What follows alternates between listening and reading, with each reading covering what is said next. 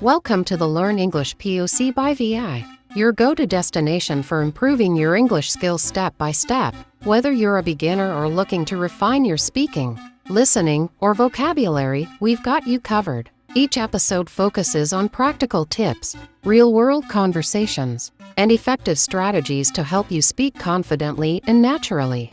Okay, so today we're gonna dive into some titles. Okay. And we're gonna look at them like, imagine you're gonna launch a new product or something like that. Right. Or, write a book or start a blog or whatever it is, and you need to figure out like, what is the best title? Yeah. And the reason why we're gonna do this is because the title really kind of sets the tone.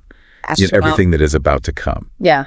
So Definitely. Yeah. we're gonna look at 5 today. Okay. They're all in the kind of general realm of like health and wellness. Mm-hmm. The first one is fit and fabulous. Huh? The second one is healthy habits. The third one is mind over matter. Right. The fourth one is the wellness journey. Okay. And the fifth one is body and soul. Okay, so we've got a good mix here. Yeah. So what do you think when you first see fit and fabulous? Well, right off the bat, I'm thinking about, aesthetics. Correct. I'm thinking about physical fitness. I'm thinking about, outward appearance. I think that's probably going to appeal to somebody who's really looking to, achieve a very specific image. Yeah, it's like that ideal image. Like Yeah. everybody wants to be fit and fabulous. Right, and that's the thing, right? It's like that aspirational Yes. kind of feeling. But is there a potential downside with that? Well, I think so. I mean, the potential downside is, the pressure that it puts on people to conform to a very narrow definition of what fit and fabulous actually looks like. Yeah, so it's like we all want it. Right. But maybe Right. we're putting a little too much emphasis on like... Yeah, and it can lead to some like unhealthy, habits or practices. Yeah, exactly. So it's almost like we have to be a little bit careful Sure, for sure. with that title because, we don't want to promote Right. unhealthy practices. Exactly. Okay, so let's look at the next one. Okay. Healthy habits. That one feels like. So healthy habits feels very practical to me. Very actionable. Right. It's really emphasizing those everyday things that we can do to, improve our overall well-being. So it's not as much about like how we look. Exactly. It's more about just like... Yeah, it's about the actions, the behaviors, Yeah. the things that we're doing on a daily basis. But our healthy habits. Like the foundation. Are they easy? Well, that's the thing, right? We all know what we should be doing. Yes. We know we should be eating our vegetables and getting enough sleep and exercising regularly. Yes. But the real challenge is actually putting those things into practice and doing it consistently. Yes, exactly. So I think healthy habits would have to address, not just what the habits are, but how to actually make them stick. Yeah, so there has to be that kind of plan in place. Exactly. Because it's not enough to just say, hey, eat your vegetables or go to sleep at this time. Right. It's got to be like, here's how you actually... Exactly. How do you overcome those obstacles? Yes. How do you deal with the lack of motivation sometimes, or the willpower, or, all of the things that get in the way? Yeah, so that's like a completely different approach. It is, yeah. It's definitely a different kind of focus. Okay. Yeah. All right, so let's go to the third one. Mind over matter. Oh, mind over matter. This one's really interesting. That one feels a little... It is, yeah. It can be a little bit out there. Yeah. I think this one is really tapping into the power of mindset, Okay. and how our thoughts and beliefs can actually influence our physical health.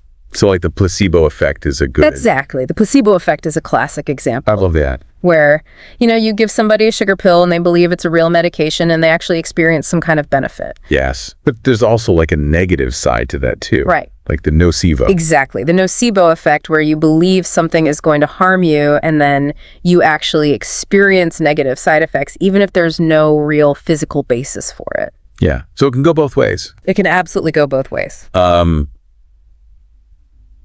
But I feel like mind over matter sometimes can almost be a little bit dangerous. I know what you mean. Because it's almost like if you just think positively enough, you can cure yourself of anything. Yeah, and that's definitely a slippery slope. Yeah. And I think it's really important to approach this concept carefully. Yes. It's not about denying the reality of illness. Exactly. It's not about, pretending that everything is just in your head. Yeah. But it's about understanding that our mental and emotional state can play a significant role in how we experience and cope with. And also how we heal. Absolutely, how we heal.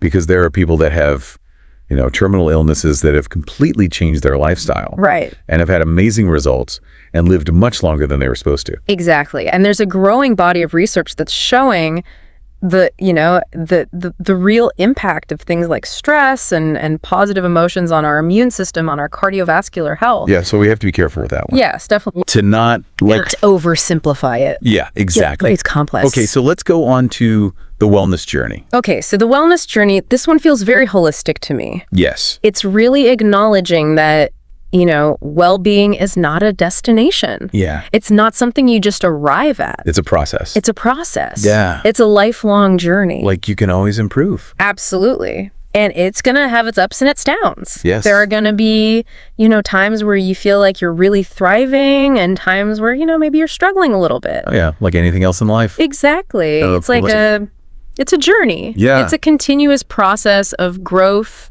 and learning and adaptation. I like that. Yeah. I like that one a lot.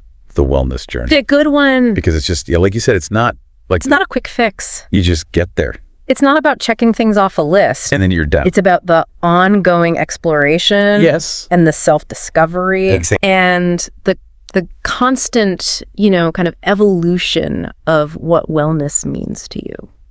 Yeah. And we all have different definitions of what that is. Absolutely. Yeah. Okay, so the final one, body and soul. Body and soul. This one's interesting. That one feels a little bit more spiritual to me. Yeah, it does. It definitely has a more spiritual connotation to it. Yeah. And I think it's suggesting this deep connection between our physical selves and our inner selves. Our spirit, our souls. So it's not just about it's not just about the physical. I go to the gym. Exactly. Yeah. It's about recognizing that all of these different aspects of ourselves are interconnected. Yes. And they influence each other. Yes. And I know a lot of people that really get into that. Absolutely. Like meditation and yoga and. Yeah, those are definitely practices that can really help us to, connect with that inner sense of peace and wholeness. Yeah.